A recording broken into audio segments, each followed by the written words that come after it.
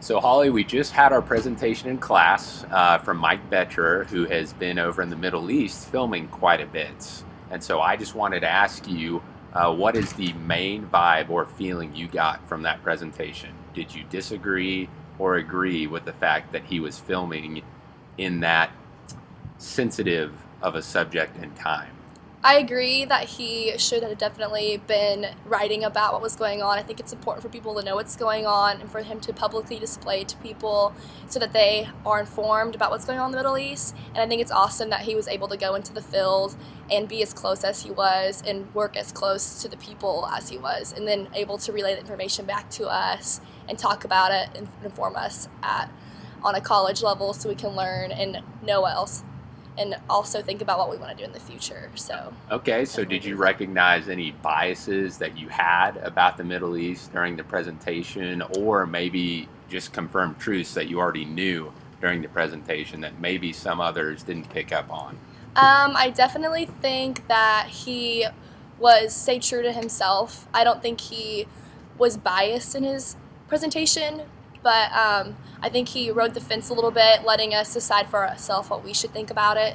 And I think he did a good job of not persuading us in either direction. So he's a pretty good producer, you would say, overall, as far as being objective, not showing any biases, just giving a truthful statement of what he's done. Yeah, exactly. I think he was objective, and I think that's what made him work up to working for huge networks like ABC and NBC, is because he does have the ability to go in and record the information, write about the information without relaying it back and making it seem like he's on either side. He's good at staying objective from the situation, yet getting in there and getting the information and really answering the questions that matter to the people. Okay, do you think that we cover enough media output in the Middle East here in the United States? I do think that we should cover a little bit more, Okay. but at the same time, I do realize it's hard because there is a lot going on and it is a very sensitive subject.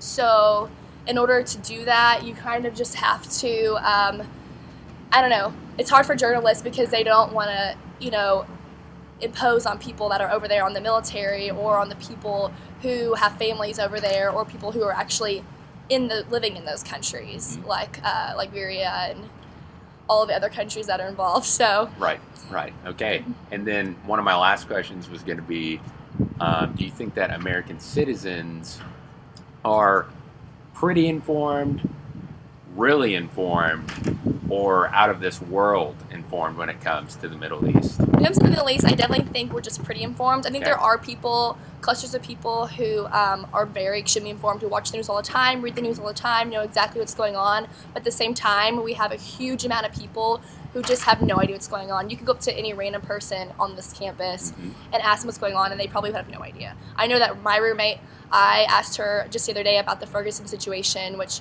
is nothing to do with the Middle East, but it's still a huge thing going on in the news right now, and she had no idea what I was talking about because Right. she has no time to watch the news and no time to be informed about it. So I do think that's something that we need to work on is getting more engaged in the political aspect of America and knowing what's going on.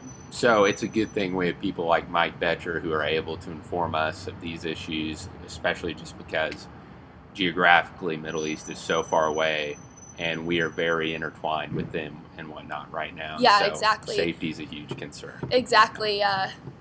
People like Mike Betcher who are willing to come in and talk to us are very important and influential in our lives. And I think that the more people we have like him to come in and talk to us will make us more, not just informed, but also excited to be informed and learn more and to let ourselves go on our own and learn things on our own and not be influenced by him because he was riding the fence and not being too subjective to one bias. Good deal. Okay. Well, thanks for talking to me. Thanks.